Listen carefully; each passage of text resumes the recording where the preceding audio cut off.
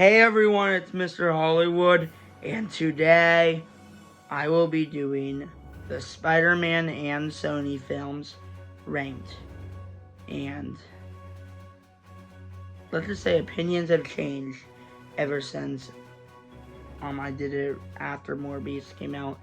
Mainly because we've had two Sony films since then, and also I've just had some opinions change. So, before I give you my ranking, feel free to share your ranking down below in the comments. Let me know which ones you love, which ones you hate, which ones are there in the middle, all that. So, starting off at the bottom for the worst Spider-Man movie, and this is the first time I've done it, it's the most recent one, Madam Web. Yeah, I really actually despise this movie way more than the other Sony movies. I think some of the acting, some of the ways the movie was shot, just some of the ways it kind of just, it kind of just lied to us in the marketing. And it's okay to subvert your expectations, but they teased this Spider-Woman stuff very much. We had very little of it. So yeah, this movie was a disaster. You guys have probably heard this a million times, and I ain't any different on this. Madam Web is at the bottom. But coming in at number 13 is the original Venom. Yeah, I really didn't like this film that much. I know people say this is the second best or the best of the Sony spin-offs. No, I mean, honestly, I don't even think it's that much better than Madam Web. I guess it has Tom Hardy's Venom, which I liked him in this one. So that automatically makes it better than Madam Web.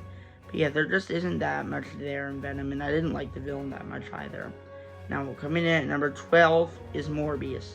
I know there's going to be people annoyed that I put it above Venom, but I actually found a little more enjoyment out of Morbius for how silly it can be. So, it does reign superior to those other two, which I feel like, especially Venom, tried to be better.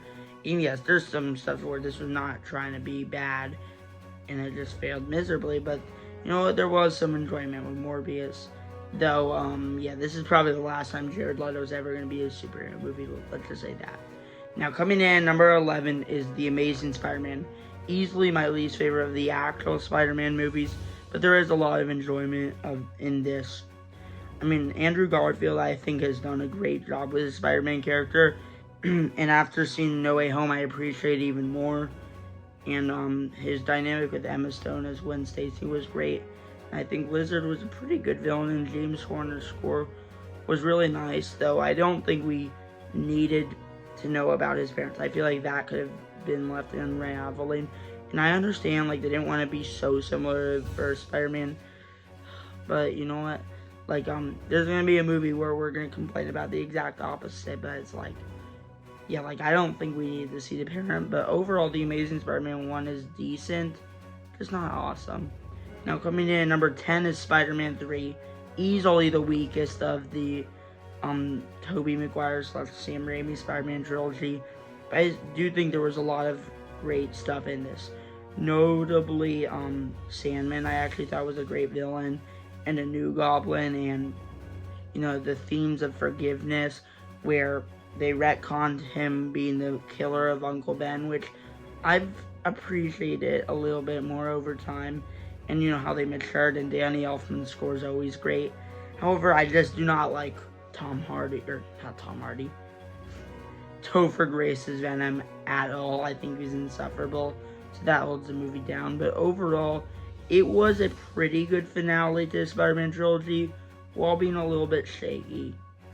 Now, coming in at number 9.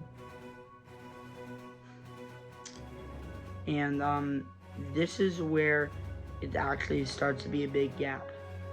But I'm going to go with Venom Let There Be Carnage. I actually really like this one, and I think it was easily the best of the Sony spin-offs.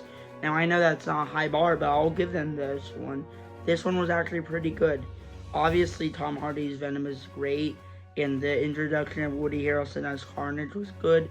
So I do wish that we could have saw a little more of Carnage, but for what we got, it was pretty good. And I actually am pretty excited for Venom 3. And the action, this was pretty good.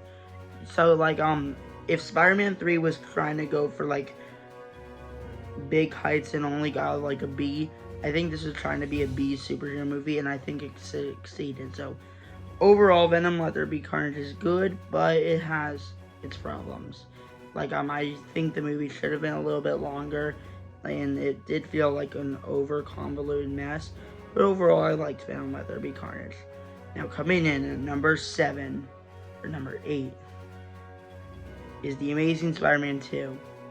I actually think this movie gets way too much hate. It is not that bad. There's a lot of great stuff. Notably, the Andrew Garfield Emma Stone dynamic is great, and Hans Zimmer's score was fantastic. And I think the emotional moments really worked. Notably, the final battle where Green Goblin kills Gwen Stacy, and I think that was heartbreaking. And even Jamie Foxx's Electro. I know a lot of people didn't like him that much in this movie. I actually thought he was pretty good, and I like him way more after No Way Home, obviously. Though I did not like Rhino in this. I thought the first 10 minutes it took a little while to get going. But everything else in the middle, I was actually on board, and I actually really liked Amazing Spider-Man 2 for the most part. And now number 7 is Spider-Man Homecoming, which I actually think Amazing Spider-Man 2 might actually be a better Spider-Man movie, but I think Homecoming's a better movie. So I did decide I'll put Homecoming above Amazing Spider-Man 2. And if Amazing Spider-Man 1 was too similar to Spider-Man 1, I think Spider-Man Homecoming is a little too different. And, in ways that worked, in ways it's like, we could have been a little bit more tradition, but I'm actually not mad that they want to shake things up.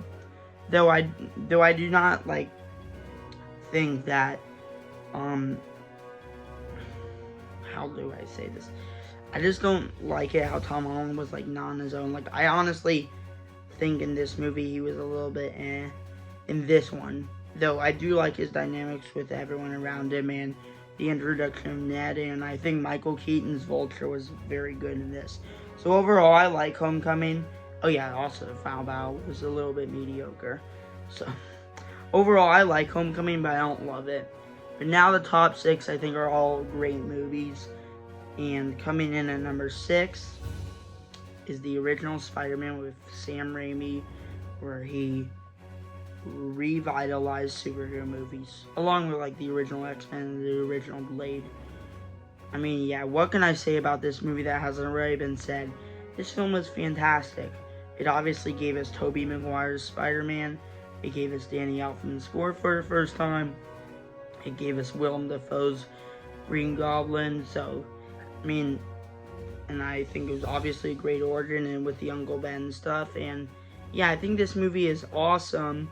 And I think this movie definitely was revolutionary for Spider-Man. So whether I adore it on the same level as everyone else, it is a very important movie. So I have to give it this. I have to give it that. So there are some stuff I didn't love. I think some of the action was a little and I know it's not the movie's fault, but it's there's some stuff that hasn't aged the best.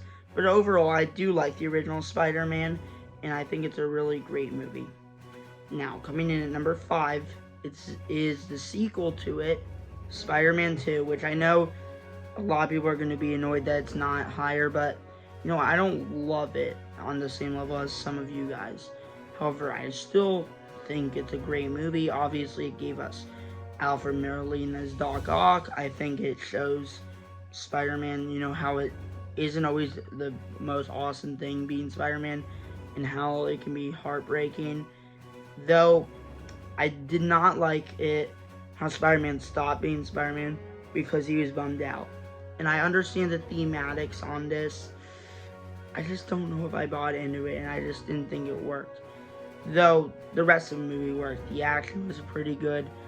Doc Ock's sacrifice was great. So yeah, overall, I really liked Spider-Man 2 a lot, but I didn't love it. Now, coming in at number 4 is Spider-Man Far From Home. And I know a lot of people are going to put it towards the bottom. I really love Far From Home a lot. I think it set up No Way Home really well. And I think Jake Gyllenhaal's Mysterio is great.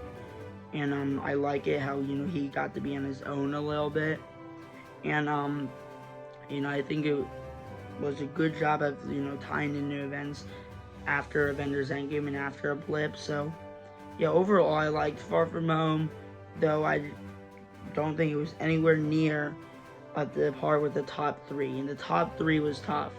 But coming in number three is Spider-Man Into the Spider-Verse. I mean, what can I say about this movie that hasn't really been said? I think this movie is a work of art, and you know, introducing us to the animated side of Spider-Man, and I thought it did great. And I think Miles Morales, after Across the Spider-Verse, is now my favorite, actually, of the Spider-Mans in film. Specifically this version, I think he's very relatable, you know, high schooler around my age. So yeah, I really liked Spider-Man Into the Spider-Verse. And I think the villains were pretty good, and Jake Johnson's Spider-Man was also pretty good. So, and oh yeah, also Haley Steinfeld's Gwen Stacy. So yeah, Spider-Man Into the Spider-Verse, a great movie that I love, coming in at number 3. And coming in at number 2 is a Spider-Man Across the Spider-Verse.